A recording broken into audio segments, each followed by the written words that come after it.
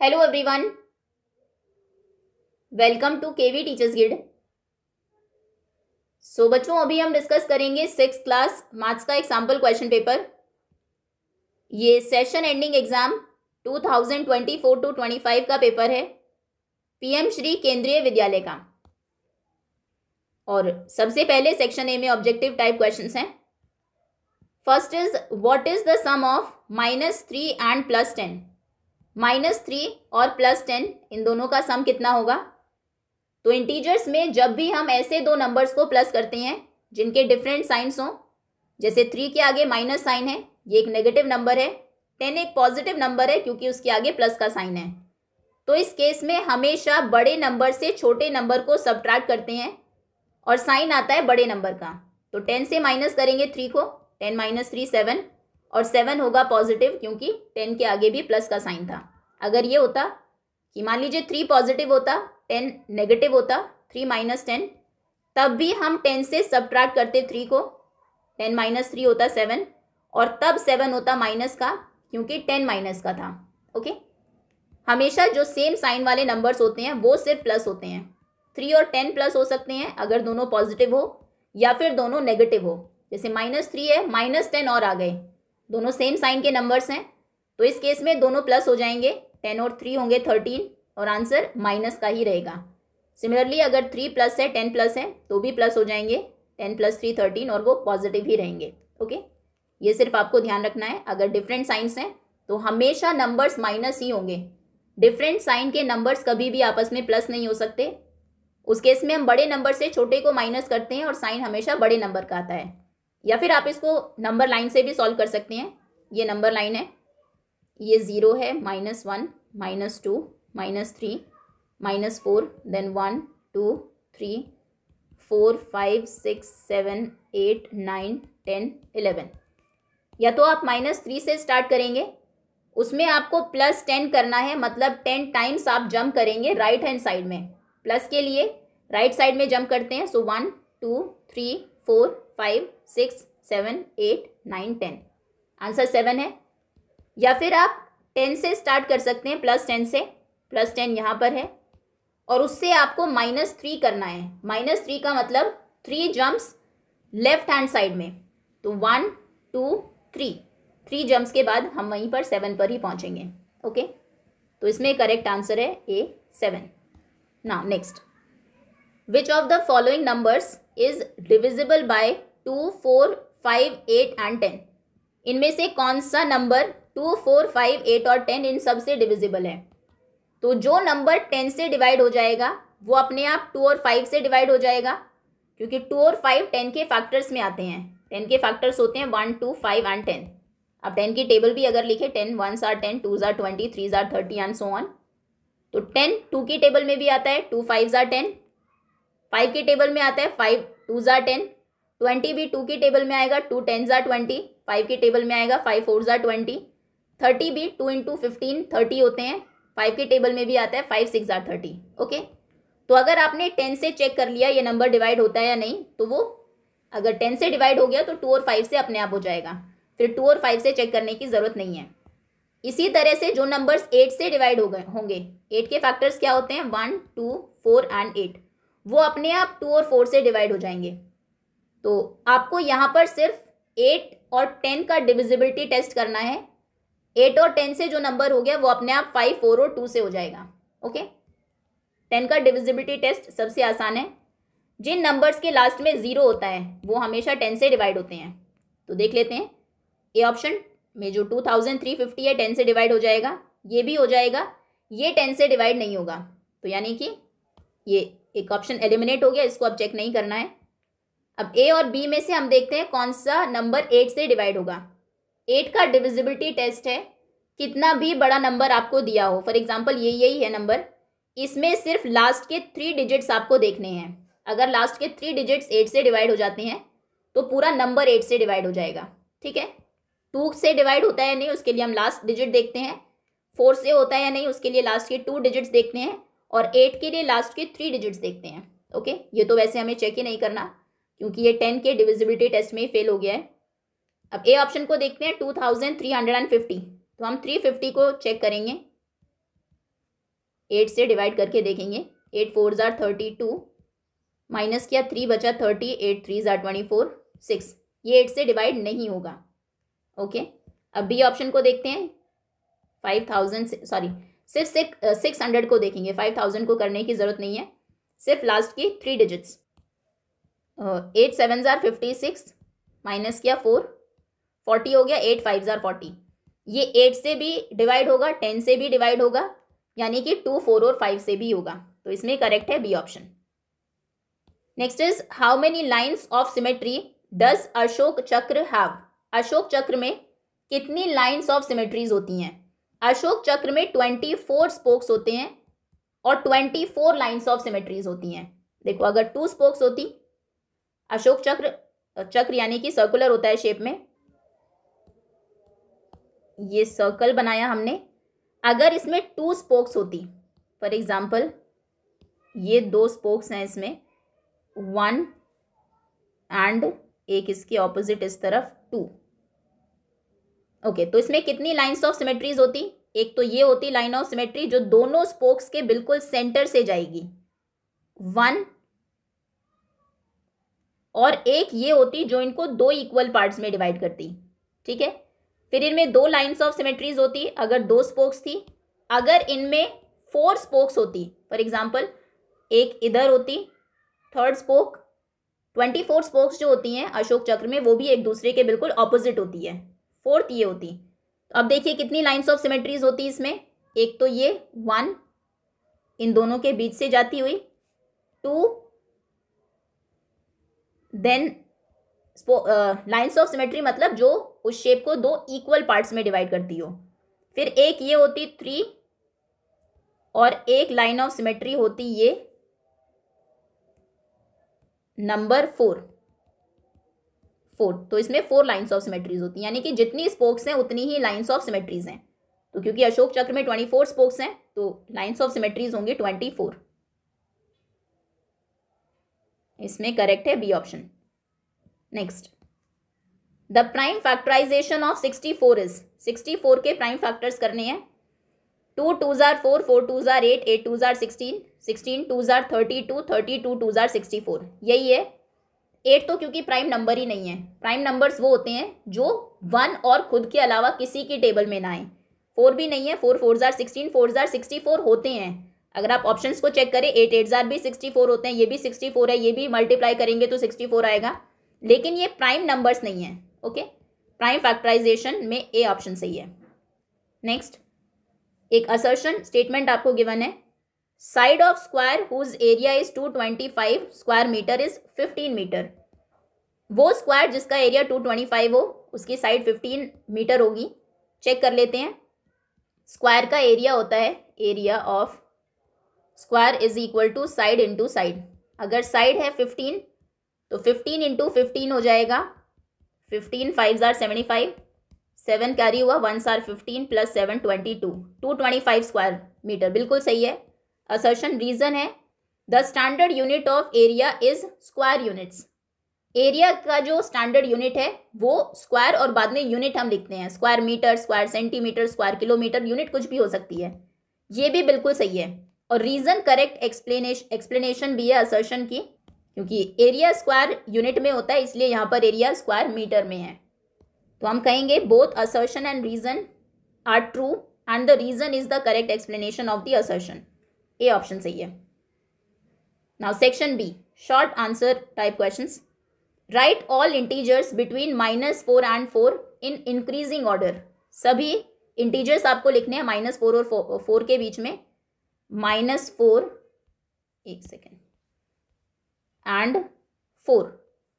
तो -4 के पहले आता है -3, उसके पहले आता है -2, देन -1, उसके बाद 0 1 2 एंड 3, फिर 4 आता है। तो ये हमारा आंसर है। ये सभी नंबर्स हैं -4 और 4 के बीच के इंटीजर्स।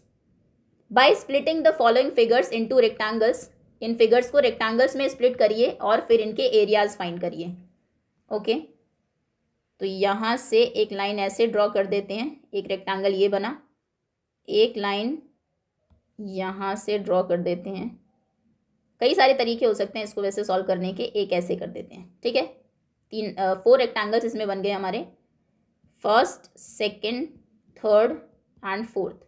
अब एरियाज देखते हैं चारों के। फर्स्ट की डायमेंशंस क्या है, ये साइड है 4, ये है 3, तो इसका एरिया हो जाएगा 4 इंटू 3, 4 3 ज़ार 12 स्क्वायर यूनिट, जो भी यूनिट है, सेंटीमीटर ही होगा वैसे इसमें।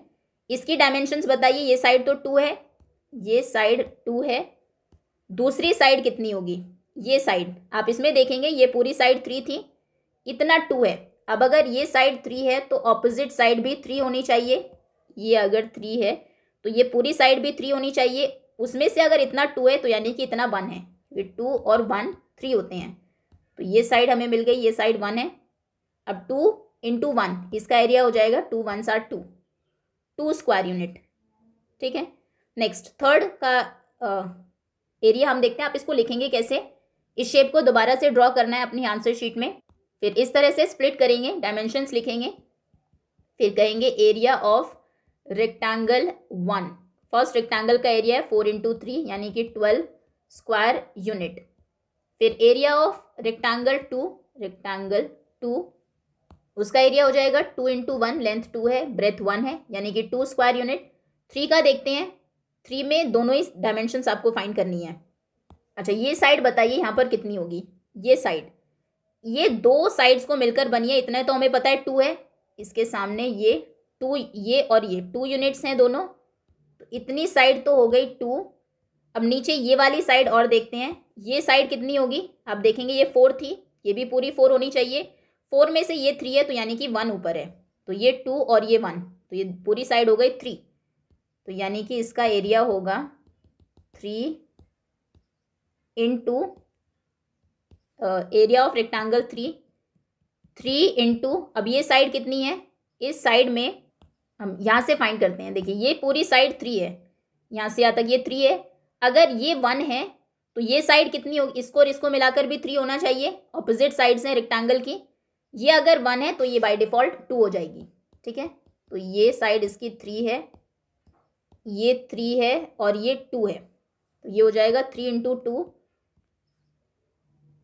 3 इंटू 2 यानी कि 3 2 ज़ार 6 स्क्वायर यूनिट, ओके। अब फोर्थ रेक्टेंगल देखते हैं, फोर्थ में ये साइड कितनी होगी, ये हम निकालेंगे यहाँ से, ये देखिए इतनी साइड ये 3 थी, इतना ये साइड भी 3 हो जाएगी, ये इस रेक्टेंगल की ऑपोजिट साइड, आप चाहो तो एक और रेक्टेंगल बना सकते हो इसमें, एनीवेज ये 3 हो गई यहाँ से यहाँ तक, और ऊपर कितनी है, ये कितना होगा, ये होगा इसके इक्वल, ये 1 है, तो यानी कि ये यहाँ पर ये भी 1 हो जाएगा, तो पूरी साइड हो जाएगी 4, ये पूरी साइड हो गई 4, और ये कितना होगा, ये, इसको अगर हम देखें यहाँ से यहाँ तक, ये लेंथ थी 4, नीचे लिखा था 4, 4 में से 2 इधर चला गया दूसरे रेक्टेंगल में, तो ये बची 2 इधर और 2 इधर, इस तरह से ये पूरी 4 हुई, तो ये 4 है, ये 2 है, इसका एरिया हो जाएगा 4 इंटू 2, एरिया ऑफ रेक्टेंगल 4 यानी कि 8 स्क्वायर यूनिट।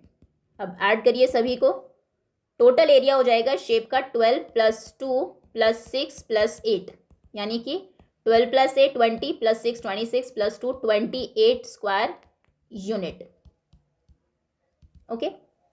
नेक्स्ट ये इजी है, इसमें स्प्लिट करते हैं, एक यहाँ पर लाइन ड्रॉ कर देते हैं, एक रेक्टेंगल ये बन गया और एक यहाँ पर, ये भी हमें पता है कि जितना एरिया इस रेक्टेंगल का होगा फर्स्ट सेकंड थर्ड, जितना फर्स्ट का एरिया होगा उतना ही थर्ड का होगा। अब फर्स्ट में ये साइड 3 है, ये साइड 1 है, तो एरिया ऑफ रेक्टेंगल 1 हो जाएगा 3 इंटू 1, लेंथ इंटू ब्रेथ यानी कि 3 स्क्वायर यूनिट। ऐसे 2 का हो जाएगा, 2 में ये साइड 3 गिवन थी, ये है 3, ये फाइंड करिए कितनी है, इसको फाइंड करने के लिए हम देखते हैं, देखिए ये पूरी साइड 3 है, तो यानी कि ये पूरी साइड भी 3 होनी चाहिए, ऑपोजिट साइड्स इक्वल होती हैं। अब उसमें से अगर ये 2 है तो ये कितनी बची, ये होगी 1, ओके, ये हो जाएगा 1, तो सेकेंड शेप का एरिया होगा, सेकेंड रेक्टेंगल का एरिया होगा 3 इंटू 1 यानी कि 3 स्क्वायर यूनिट, इसका भी 3 है और इसमें भी 3 होगा, ये 3 और ये 1, तीनों का एरिया 3 ही है, तो टोटल एरिया हो जाएगा 3 + 3 6 + 3 9 square unit, okay. Next, now find the common factors of 20 and 28, 20 और 28 के कॉमन फैक्टर्स फाइंड करने हैं। तो पहले 20 के फैक्टर्स लिखेंगे, 28 के लिखेंगे, फिर दोनों में कॉमन देखेंगे। हम कहेंगे factors of 20, answer number 8। Factors of 20 के फैक्टर्स हैं। 21 की टेबल में आता है, 2 में आता है, 3 में नहीं आता, 4 में आता है, 4 5 ज़ा 20, 5 में आता है, 5 4 ज़ा 20, 10 में आता है और फिर सीधा 20 में आता है। नाउ फैक्टर्स ऑफ 28 1 की टेबल में आता है, 2 में आता है, 3 में नहीं आता, 8 + 2 वैसे भी 10 होते हैं, 4 में आता है, देन 5 में नहीं, 6 में भी नहीं, 7 4 ज़ा 28, उसके बाद ये सीधा 14 की टेबल में आता है, 14 2 ज़ा 28 और फिर 28। तो कॉमन फैक्टर्स क्या होंगे दोनों के? कॉमन फैक्टर्स हैं, एक तो 1 कॉमन है, 1 हमेशा सबका फैक्टर होता ही है, 2 है एंड 4 है, 7 4, बस 1 2 4 ये इनके कॉमन फैक्टर्स हैं। Next, a farmer has a rectangular field of length 30 metre and breadth 160 metre. He wants to fence it with 3 rounds of ropes. What is the total length of rope needed? Okay, एक तो जो fencing करते हैं वो हमेशा perimeter पर करते हैं, बाउंड्री पर करते हैं।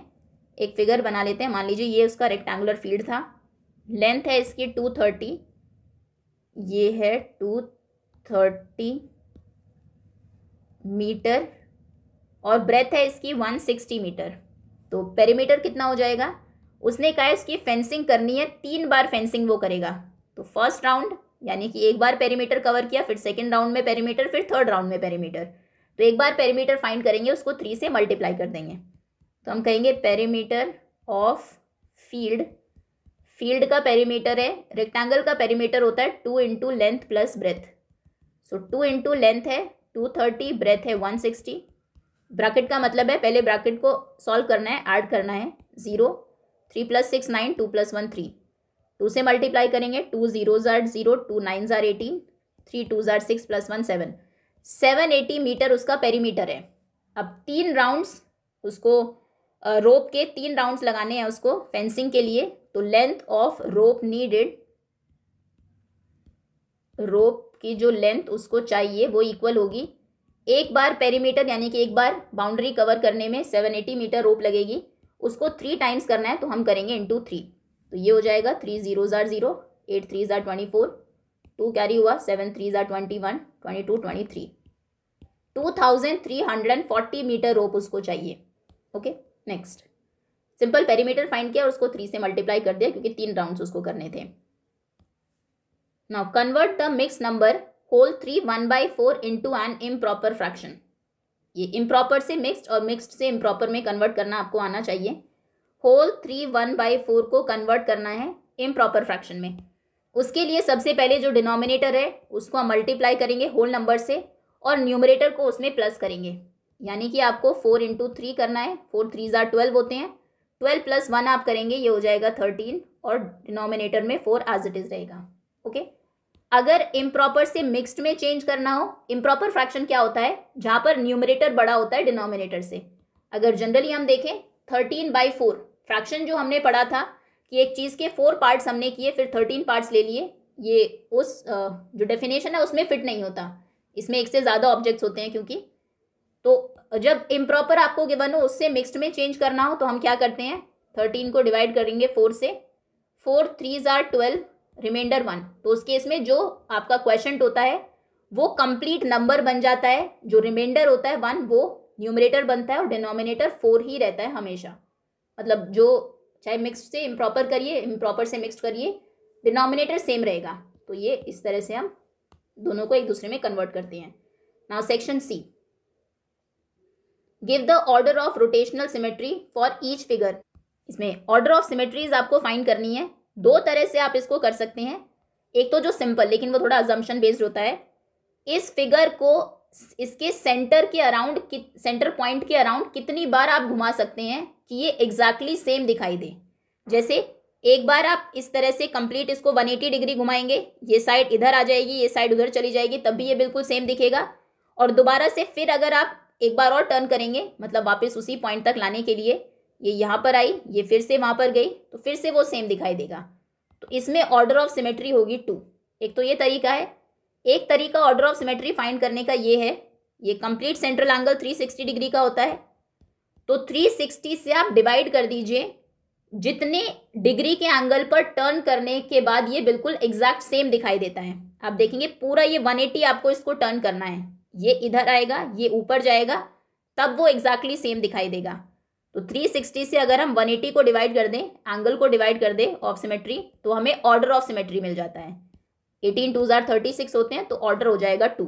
ठीक है, इसमें कैसे होगा, अगर फॉर्मूला से हम फाइंड करें, 360 से डिवाइड करना है, कितने डिग्री टर्न करने पर ये सेम दिखेगी। तो इसमें अगर इस साइड को आप इधर ले आए, ये वाली साइड इधर आ जाए, ये उस तरफ चली जाए, ये साइड इधर आ जाए घूम के, तो सेम दिखाई देगा।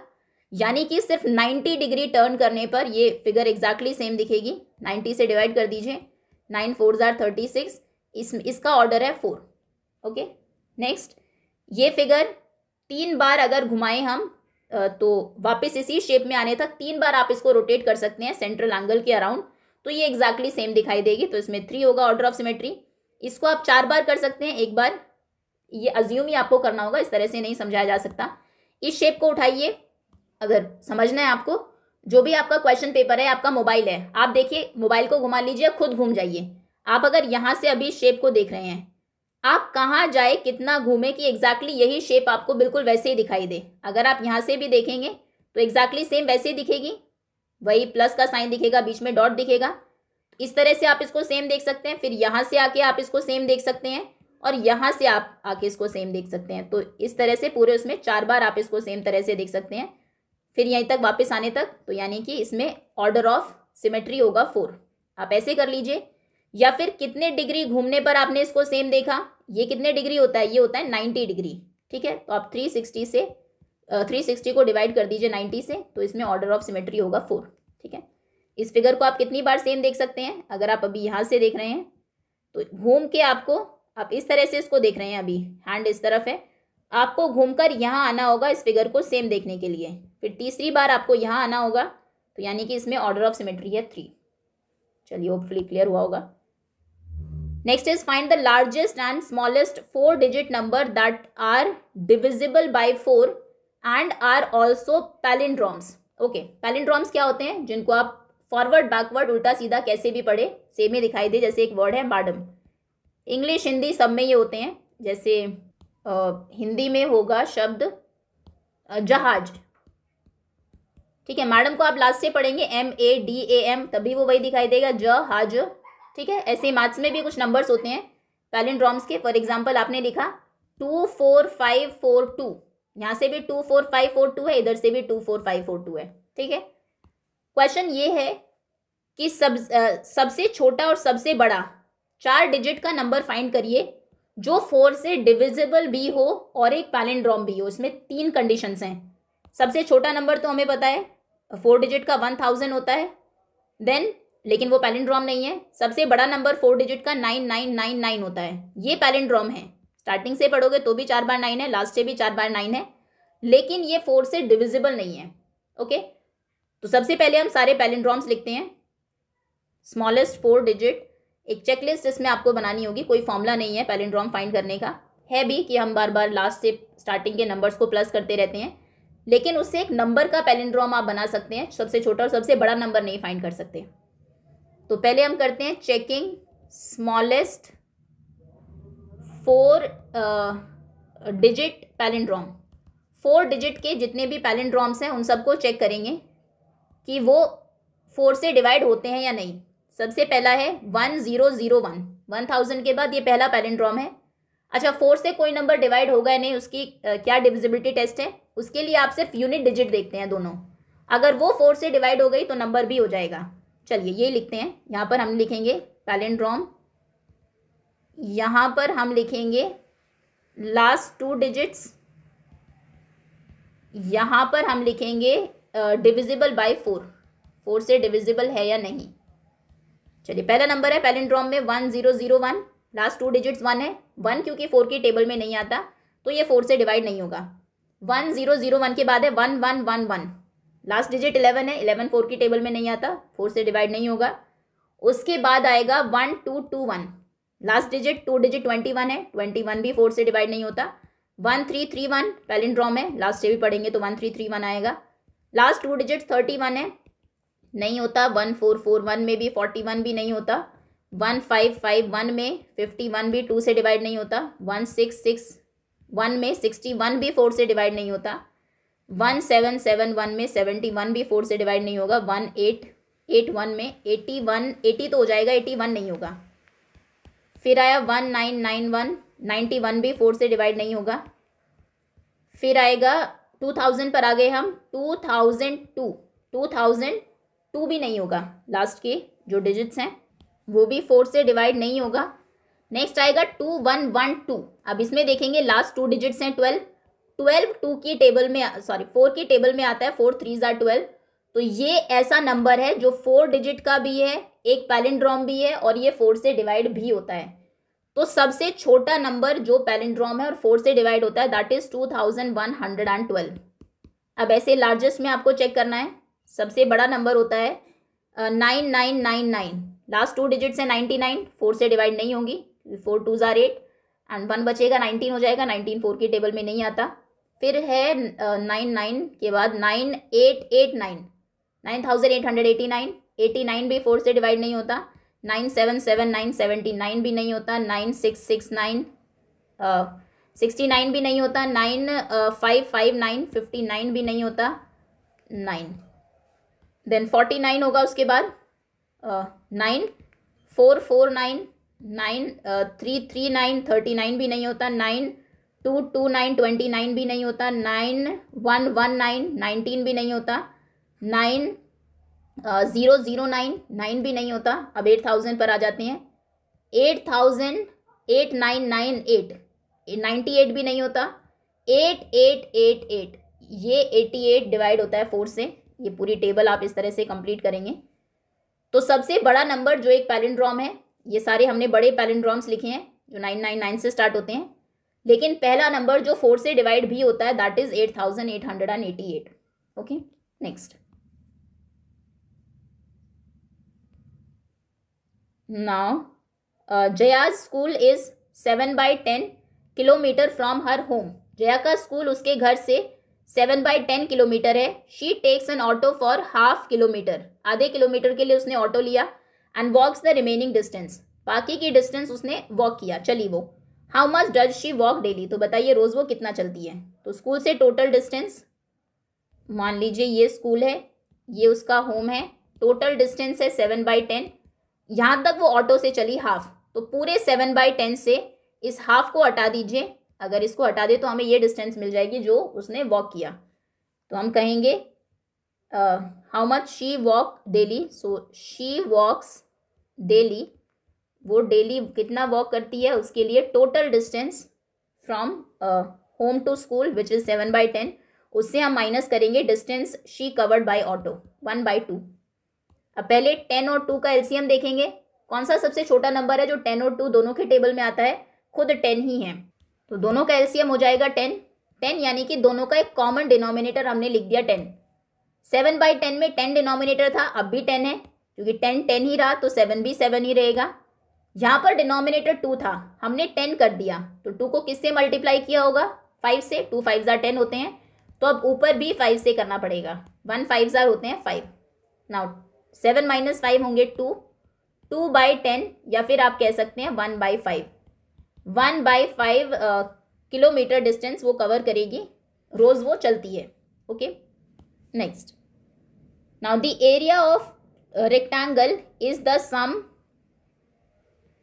Of areas of 2 rectangles measuring 5 metre by 10 metre and 2 metre by 7 metre. ये जब क्रॉस में हम डायमेंशंस को लिखते हैं रेक्टेंगल में या क्यूबॉइड में, इसको बाई पढ़ते हैं और इसका मतलब होता है पहले लेंथ और फिर ब्रेथ, और अगर क्यूबॉइड है तो लास्ट में हाइट। ओके, तो ये कहता है 2 रेक्टेंगल्स हैं, एक 5 मीटर बाय 10 मीटर का है और दूसरा 2/7 का है। इस तरह से हैं दोनों, 2/7। इन दोनों के एरिया को मिलाकर, इन दोनों के एरिया का जो सम है वो एक तीसरे रेक्टेंगल का एरिया है। उस रेक्टेंगल की डायमेंशंस आपको फाइंड करनी है। तो पहले इसका एरिया निकालेंगे, इसका एरिया निकालेंगे, दोनों के एरिया को प्लस करेंगे तो तीसरे रेक्टेंगल का एरिया हमें मिल जाएगा। फिर लेंथ और ब्रेथ हम देख लेंगे। तो area of rectangle 1 rectangle 1, area होता है लेंथ इंटू ब्रेथ, तो लेंथ और ब्रेथ आपको 5 और 10 दी है, 5 इंटू 10 कर देंगे सीधा, 5 10 are 50 square metre first rectangle का एरिया है। Area of rectangle second rectangle में लेंथ है 2, ब्रेथ है 7, 2 इंटू 7, 7 2 आर 14 स्क्वायर मीटर।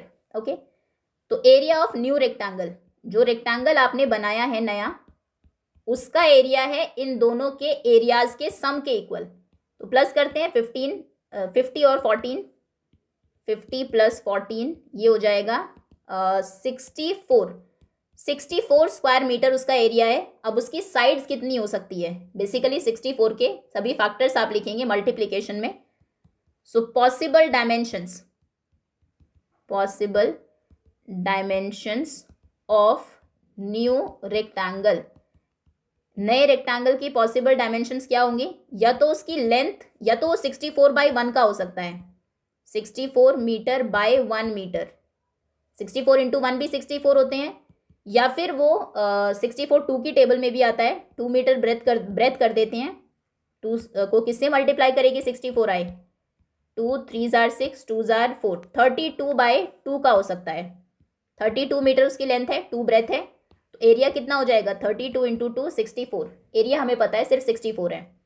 अब तीसरी पॉसिबल डायमेंशन 64 3 की टेबल में तो नहीं आएगा, 6 4 10 होते हैं, 4 की टेबल में आएगा, 16 4 आर 64 होते हैं, तो हो सकता है 16 मीटर बाई 4 मीटर हो वो, या फिर 4 के बाद 5 में नहीं, 6 में नहीं, 7 8 में 8 मीटर बाई 8 मीटर का हो सकता है, बस ये पॉसिबल डायमेंशंस हैं। ओके, या तो 64/1, 32/2, 16/4, या फिर 8/8। Next, now a square carpet of side 3 meter is laid on rectangular floor of 5 meter by 4 meter, एक 5 मीटर लेंथ 4 मीटर ब्रेथ का रेक्टेंगुलर फ्लोर था, आपने उसके ऊपर एक कारपेट डाल दिया, स्क्वायर कारपेट है, 3 मीटर लेंथ 3 मीटर ब्रेथ है उसकी। तो क्वेश्चन है find the area that is not carpeted, वो एरिया बताइए जो कारपेटेड नहीं है, जो बच गया। तो पूरे रेक्टेंगल के एरिया में से जो कारपेट का एरिया उसको हटा दें अगर हम, तो ये एरिया बच जाएगा। तो पहले हम एरिया ऑफ फ्लोर फाइंड करेंगे, answer number 15, area of floor का एरिया होता है, फ्लोर क्योंकि रेक्टेंगल है शेप में, रेक्टेंगल का एरिया होता है लेंथ इंटू ब्रेथ, तो ये हो जाएगा 5 इंटू 4 20 स्क्वायर मीटर। फ्लोर का एरिया था, एरिया ऑफ कारपेट का एरिया है, 3 लेंथ है 3 ब्रेथ है, 3 इंटू 3 9 स्क्वायर मीटर। अब area of floor that is not carpeted, area of floor not carpeted, उसके लिए टोटल जो एरिया था उसमें से कारपेटेड एरिया को माइनस कर देंगे, तो नॉन कारपेटेड एरिया है 11 square metre. Okay, next, now section D, construct a rectangle in which one of the diagonal divides the opposite angles into 50 degree and 40 degree. सबसे पहले एक रफ फिगर बनाते हैं, क्वेश्चन कहता है एक रेक्टेंगल बनाना है, तो मान लीजिए ये वो रेक्टेंगल है जो हमें ड्रॉ करना है, जिसका एक डायगोनल, एक इसका डायगोनल बना देते हैं, वो ऑपोजिट एंगल्स को कट करता है 50 डिग्री और 40 डिग्री में। मान लीजिए 50 है, ये 40 है, एंगल हमें पता है रेक्टेंगल का 90 होता है, 50 40 90 हो जाएंगे। तो इसमें आप क्या करेंगे, सबसे पहले एक लाइन ड्रॉ करेंगे, कोई भी 5 सेंटीमीटर 4 सेंटीमीटर की, कोई भी उसकी लेंथ हो सकती है। यहाँ पर आपने लाइन ड्रॉ की इस तरह से, उसके बाद इस लाइन के ऊपर 50 डिग्री का एंगल ड्रॉ करेंगे, ये डी से ही आपको करना होगा, डी रखेंगे इस तरह से, डी को रखते हैं सेंटर यहाँ पर, ये पूरा ऐसे, ठीक है। यहाँ से देखेंगे 10 हो, यहाँ 0 होगा, यहाँ 10 20 30 40 50, मान लीजिए यहाँ पर 50 है, यहाँ एक डॉट लगा देंगे, फिर डी को हटाएंगे और इस पॉइंट को यहाँ से जो 50 वाला पॉइंट था ज्वाइन कर देंगे, 50 डिग्री की एक लाइन बन गई है। फिर इस लाइन के ऊपर 40 डिग्री का एंगल ड्रॉ करेंगे इसके ऊपर, कैसे, अब डी का सेंट्रल पॉइंट यहाँ होगा, अब डी को आपको इस तरह से रखना है। ओके, यहाँ पर 10 होगा, 20 होगा, 30 होगा, 40 होगा, डॉट लगाएंगे 40 के ऊपर, डी को रिमूव करेंगे और फिर इस पॉइंट को 40 वाले पॉइंट से ज्वाइन करेंगे। ये बेसिकली 90 बनेगा, आप चाहो तो सीधा स्ट्रेट लाइन भी बना सकते हो यहाँ पर। ओके, ना बाकी के एंगल्स हमें पता है 90 डिग्री के होते हैं। अब ये हमने 50 डिग्री का एंगल ड्रॉ किया है, ये 50 है, ये 40 है। अब ये जो दूसरा बी पॉइंट था इसके ऊपर 90 डिग्री का एंगल ड्रॉ करिए। वो आप कैसे करेंगे? अब डी को, स्पेस उधर थोड़ा कम है, अब डी को यहाँ पर आप रखेंगे, सेंटर डी का यहाँ होना चाहिए, इस तरह से रखेंगे डी को, यहाँ पर सेंटर होना चाहिए। ये आप भी ध्यान रखेंगे कि उस साइड इतना स्पेस हो। 90 डिग्री यहाँ पर पॉइंट लगाएंगे, डी को हटाएंगे, फिर ये एक स्ट्रेट लाइन ड्रॉ करेंगे 90 डिग्री की, जहाँ पर ये 90 डिग्री वाली साइड इस साइड को कट करेगा, जो आपने पहले से ड्रॉ की थी लाइन, वो हमें हमारा नेक्स्ट पॉइंट मिलेगा। ये हो जाएगा, अगर ये ए बी साइड थी, ये हमें मिलेगा पॉइंट सी, ये ठीक है। अब इस लाइन के ऊपर, इस साइड के ऊपर 90 डिग्री का एंगल ड्रॉ करेंगे। अब हम डी को रखेंगे यहाँ पर, इस तरह से इस लाइन के ऊपर करना है। तो डी का सेंटर यहाँ पर होगा, आधा डी उस तरफ, आधा यहाँ पर, ऐसे। ये डी आपने रखा, यहाँ पर 90 होगा, डॉट लगा लेंगे, डी को हटा देंगे, फिर उस डॉट को ज्वाइन करेंगे इस लाइन से। जैसे ये स्ट्रेट लाइन आपकी आएगी तो ये आपको 4th पॉइंट मिल जाएगा। आपका ए बी सी मिल चुके थे, ये हो गया डी। Okay, next.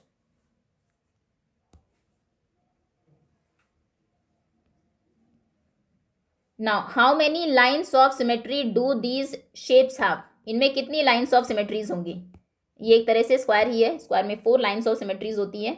2 तो ऐसे जाएंगी डायगोनल के जैसे, 1, एक ऐसे जाएगी 2, एक लाइन के बीच से जाएगी 3, और एक ये 4। अब फिर से ड्रॉ करेंगे इस फिगर को अपनी आंसर शीट में, और ये 4 बनाएंगे। इसमें 4 लाइन्स ऑफ सिमेट्रीज हैं। इसमें कितनी होंगी? 1, 1, देन 2, पहले इनको ज्वाइन करते हैं, ये जो ऑपोजिट साइड में ट्रायंगल के जैसे हैं वर्टिसेस, उनके कॉर्नर्स, देन 3, एक ये, उसके बाद 4 तो यही है। देन इनको यहाँ से अगर इसको ज्वाइन करेंगे वो भी एक लाइन ऑफ सिमेट्री मिलेगी। 4 के बाद ये होगी एक 5, फिर इसको इससे ज्वाइन करें ऑपोजिट साइड में, वो 6th लाइन बनेगी। 6 यहाँ से करेंगे, ये 7th लाइन बनेगी, 7, और एक ये बनेगी 8th लाइन। ओके, तो इसमें 8 लाइन्स ऑफ सिमेट्री है। Next, a rectangular coconut grove is 100 metre long and 50 metre wide. एक कोकोनट का बागान है जिसकी लेंथ है 100 मीटर, ब्रेथ है, विड्थ है 50 मीटर, यानी कि रेक्टेंगल है शेप में। If each coconut tree requires 25 square metre, अगर हर कोकोनट ट्री को ग्रो करने के लिए 25 स्क्वायर मीटर जगह चाहिए, what is the maximum number of trees that can be planted? उसमें आप कितने कोकोनट ट्रीज प्लांट कर सकते हैं? तो पहले तो हम देखते हैं कि हमारे ग्रोव में कितना, उसका एरिया कितना है, उसमें जगह कितनी है। तो पहले हम फाइंड करेंगे एरिया ऑफ कोकोनट ग्रोव, क्योंकि वो रेक्टेंगल है शेप में, रेक्टेंगल का एरिया होता है लेंथ इंटू ब्रेथ। तो ये हो जाएगा लेंथ इंटू ब्रेथ, यानी कि 100 इंटू 50, 5 के बाद 1 2 3 zeros, 5000 स्क्वायर मीटर जगह है। अब एक कोकोनट प्लांट कितना स्पेस ऑक्यूपाई करता है? 1 स्पेस ऑक्यूपाइड बाय, या फिर required for 1 coconut, required for he लिखते हैं क्योंकि वही लैंग्वेज है क्वेश्चन की। जो स्पेस हमें चाहिए एक कोकोनट ट्री के लिए वो कितना है? That is 25 square metre. अब बताइए कितने कोकोनट ट्रीज आप ग्रो कर सकते हैं? इमेजिन करिए कि आपका टोटल एरिया 100 होता। अब 100 में अगर 25 एक कोकोनट ट्री ले लेता है स्पेस, एक के लिए 25, फिर 25, फिर 25, 25, 4 कोकोनट ट्रीज मिलके पूरा 100 स्पेस फिल कर देते। तो अब 100 और 25 में आप कौन सा ऑपरेशन लगाए कि आंसर 4 आए? 100 यानी कि टोटल एरिया को हमें डिवाइड करना होगा 1 कोकोनट ट्री जितना स्पेस लेता है उससे, तो हमें नंबर ऑफ कोकोनट ट्रीज जो आप लगा सकते हैं उसमें वो मिल जाएंगे। तो यहाँ पर भी आप वही करेंगे, number of coconut trees can be planted, जो नंबर ऑफ कोकोनट ट्रीज आप उसमें प्लांट कर सकते हैं, उसके लिए टोटल एरिया जो है ग्रोव का 5000, उसे डिवाइड कर देंगे 25 से। 25 2 जार 50 होते हैं, फिर 2 0, यानी कि 200 कोकोनट ट्रीज को आप उसमें प्लांट कर सकते हैं। Okay, next. Now what is the cost of tiling a rectangular plot of land 500 metre long, 200 metre wide, at the rate of 8/100 square metre. आपको बताना है एक रेक्टेंगुलर प्लॉट है, 500 मीटर उसकी लेंथ है, 200 मीटर विड्थ है, उस पर टाइल्स आपको लगानी है। टाइलिंग की कॉस्ट है 100 स्क्वायर मीटर पर टाइल्स 8 रुपीज़ में लगती है। ठीक है, 100 पर 8 में लगती है। हम अपना एरिया देख लेते हैं पहले। Area of rectangular plot, answer number 19 of rectangular plot, वही लेंथ इंटू ब्रेथ होगा एरिया, 500 इंटू 200, यानी कि ये हो जाएगा 5 2 10, 1 2 3 4, 1 lakh square metre, 1 lakh square metre area है प्लॉट का। अब 100 मीटर स्क्वायर पर अगर 8 रुपीज़ में टाइल लगती है, cost of tiling 100 square metre is equal to ₹8। तो बताइए 1 स्क्वायर मीटर में कितने पर लगेगी cost of tiling 1 square metre. जब ज़्यादा का गिवन हो, 1 का फाइंड करना हो, तो हम हमेशा डिवाइड करते हैं। 8/100 रुपीज़ में, यानी कि 8 पैसे में, 8 पैसे में 1 पर लगी, 16 में 8 10 क्योंकि 80 होते हैं, तो 8 इंटू 100, 800 पैसे हो जाएंगे, 800 पैसे यानी कि 8 रुपीज़। ओके, 8/100 रुपीज़ में टाइल लगती है 1 स्क्वायर मीटर पर। अब बताइए 1 लाख स्क्वायर मीटर पर कितने में लगेगी cost of tiling 1 lakh square metre, क्योंकि हमारे प्लॉट का एरिया 1 लाख स्क्वायर मीटर है। उसके लिए एक टाइल का अब आपको पता है, 1 स्क्वायर मीटर का पता है, इतने का फाइंड करना है। जब 1 का गिवन हो, ज़्यादा का फाइंड करना हो, तो हम हमेशा मल्टीप्लाई करते हैं। 8/100 पर 1 स्क्वायर मीटर में 1 स्क्वायर मीटर पर लगती है, इंटू 1 लाख में लगेगी 1 लाख स्क्वायर मीटर पर। 2 0 कैंसिल, 8 के बाद 1 2 3 zeros, 8,000 रुपीज़ में टाइल्स लगेंगी 1 लाख स्क्वायर मीटर पर। Okay, next, now section E, case based questions. Water storage tank of a house has capacity of 500 litres. एक वाटर स्टोरेज टैंक है घर के ऊपर, 500 लीटर उसमें पानी आता है। 1/5 of the water is consumed for kitchen. Kitchen में टोटल पानी का 1/5 किचन में चला जाता है। 2/5 यूज होता है बेदिंग और वॉशिंग क्लोथ्स, कपड़े धोने में, नहाने में। बाकी जो पानी है वो वाटरिंग प्लांट्स के लिए यूज होता है, गार्डन में। ठीक है, क्वेश्चन है how much water is used for kitchen. Kitchen में कितना पानी यूज होता है, तो किचन में कितना यूज होता है, वैसे फ्रैक्शन में अगर हम देखें 1/5 और टोटल पानी कितना है 500, तो हम फाइंड करेंगे 1/5 ऑफ 500। टोटल पानी का 1/5 निकाल दीजिए, ऑफ मतलब इंटू 500, यानी कि वहां पर यूज होता है 100 लीटर पानी। Second, how much water is used for bathing and washing clothes. नहाने में और कपड़े धोने में कितना यूज होता है, 2/5 पानी यूज होता था टोटल का, तो 2/5 ऑफ टोटल कितना है 500 लीटर, तो 2/5 इंटू 500, 5 से कैंसिल होगा 100, 100 इंटू 2, 200 लीटर्स बेदिंग और वॉशिंग क्लोथ्स में यूज होगा। Next is what fraction of total quantity of water is used for watering the garden. Fraction में बताना है कितना पानी गार्डन को वाटर करने में यूज होता है। 2 तरीके हैं, या तो आप ऐसे कर लीजिए, टोटल 500 लीटर था, 100 में हमने किचन में यूज कर लिया, 200 हमने नहाने में और कपड़े धोने में यूज कर लिया, 300 यूज हो गया, बचा कितना 200, तो 200 हम गार्डनिंग में यूज करेंगे। अब उसको फ्रैक्शन में लिखना है, लेकिन 200 लीटर तो लीटर में है, फ्रैक्शन में कैसे लिखते हैं, जितना हमने यूज किया बाय टोटल। तो आप ऐसे कर लीजिए, या तो 2/5, या फिर आप माइनस करके भी कर सकते हैं। देखो बेदिंग में और किचन में कितना वाटर यूज हो गया, answer number 3, water used for bathing and in kitchen is equal to 2/5 use हुआ, 1/5 यूज हुआ किचन में, और 2/5 यूज हुआ नहाने में, कपड़े धोने में। तो 1/5 प्लस 2/5 हो गया 3/5, 3/5 वाटर यूज हो चुका है। अब जो बचा हुआ पानी है वो जाता है गार्डन में, तो fraction of water used for gardening is equal to total water 1 लेते हैं कंप्लीट जो टैंक में है, उससे माइनस कर देंगे 3/5 को, तो ये हो जाएगा 5 1 5, 5 माइनस 3 2, 2/5 ऐसे भी आ जाएगा। या फिर आप ऐसे सोच लीजिए, 3/5 का क्या मतलब है, पूरे टैंक के पानी को अगर मैं 5 पार्ट में डिवाइड करूं तो 3 पार्ट हम यूज कर चुके हैं, तो कितने पार्ट्स बचे, 2 पार्ट्स बचे, 2/5 आप डायरेक्ट भी लिख सकते हैं। बहुत तरीके हो सकते हैं सॉल्व करने के, ठीक है। 2/5 हमने गार्डन में यूज कर लिया। क्वेश्चन है how much water is use for watering the garden, garden को वाटर करने में कितना पानी यूज हुआ। फिर से दो तरीके हैं, टोटल 500 लीटर पानी था, 100 लीटर हम किचन में यूज कर चुके हैं, वो हटा दीजिए, 400 लीटर बचा। फिर 200 लीटर हमने यूज कर लिया बेदिंग और वॉशिंग क्लोथ्स में, बचा 200, वो जाएगा गार्डन को वाटर करने के लिए। ऐसे भी आंसर आ सकता है, या फिर हमें पता है कि गार्डन को वाटर करने में 2/5 वाटर यूज होता है फ्रैक्शन में, तो देखिए 2/5 कितना होगा 500 का, टोटल तो 500 लीटर है, ये हो जाएगा 200। आप ऐसे भी फाइंड कर सकते हैं। Okay next, an excursion trip of students of class 6 visited the jungle, class 6 visited the jungle safari. एक एक्सकर्शन पर लेकर गए बच्चों को 6th क्लास के जंगल सफारी पर। उनकी सेफ्टी के लिए गाइड ने उन्हें मैप दिया पार्क का हर स्टूडेंट को। ये देखिए ये मैप है, ये जंगल एरिया है, लेंथ इसकी 10 किलोमीटर है, विड्थ इसकी 8 किलोमीटर है। इसके ऊपर रिजोर्ट एरिया है, ये 6 और 5 उसकी साइड्स हैं। उसके ऊपर यहाँ पर एक ट्रायंगल की शेप में पार्किंग है, यहाँ पर टिकट एंड ऑफिसर्स रूम है।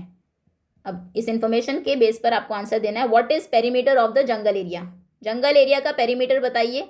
जंगल एरिया रेक्टेंगल है शेप में, उसका पेरीमीटर हो जाएगा 2 इंटू लेंथ प्लस ब्रेथ, यानी कि 2 इंटू लेंथ है 10, ब्रेथ है 8, 10 + 8 हो जाएगा 18, 2 इंटू 18 यानी कि 36 मीटर उसका पेरीमीटर हो गया। If there is fencing around the resort area for safety, safety के लिए रिजोर्ट एरिया के चारों तरफ फेंसिंग लगी हुई है। Find the length of the fencing, तो फेंसिंग की लेंथ बताइए। अब फेंसिंग हमेशा पेरीमीटर पर लगती है, बाउंड्री पर लगती है, और ट्रायंगल के पेरीमीटर को फाइंड करने के लिए हम उसकी तीनों साइड्स को प्लस कर देते हैं। तो ये साइड है 6, ये साइड है 5, 6 किलोमीटर, सॉरी किलोमीटर में है सभी डायमेंशंस, प्लस 5 किलोमीटर। अब तीसरी साइड बताइए कितनी होगी, ये साइड होगी 10, क्योंकि इस रेक्टेंगल की ऑपोजिट साइड भी है, तो ये साइड 10 है, अगर रेक्टेंगल की दूसरी भी 10 हो जाएगी। तो 6 + 5 + 10, 6, 5, 11 और 10 21 किलोमीटर की फेंसिंग लगी होगी रिजोर्ट एरिया के चारों तरफ। What is the area of the parking if the area of parking and area of ticket and officers room are same? Parking का एरिया बताइए कितना है, अगर जितना एरिया पार्किंग का है उतना ही टिकट और ऑफिसर्स रूम का है, तो पहले दोनों का कंबाइंड एरिया निकाल लेते हैं। टिकट यानी कि इस पूरे ट्रायंगल का एरिया निकाल लेंगे। इसकी लेंथ, इसकी विड्थ है 2, लेंथ कितनी है, ये है 8, क्योंकि ये साइड 8 है तो ये भी 8 हो गई, तो इसका एरिया हो जाएगा 8 × 2 यानी कि 16 स्क्वायर किलोमीटर। अब 16 में से 2 पार्ट में डिवाइड किया हमने, आधे को टिकट और ऑफिसर्स रूम बनाया है, आधे में पार्किंग की है, तो यानी कि 8 उसका एरिया हो जाएगा, 8 इसका। तो एरिया ऑफ पार्किंग कितना हो जाएगा, of parking is equal to 16 का हाफ यानी कि 8 square kilometre. That's all students, ये था 6th क्लास मैथ्स का एग्जाम्पल क्वेश्चन पेपर। होपफुली सभी क्वेश्चंस आपको अच्छे से समझ में आ गए होंगे। Thank you so much for watching.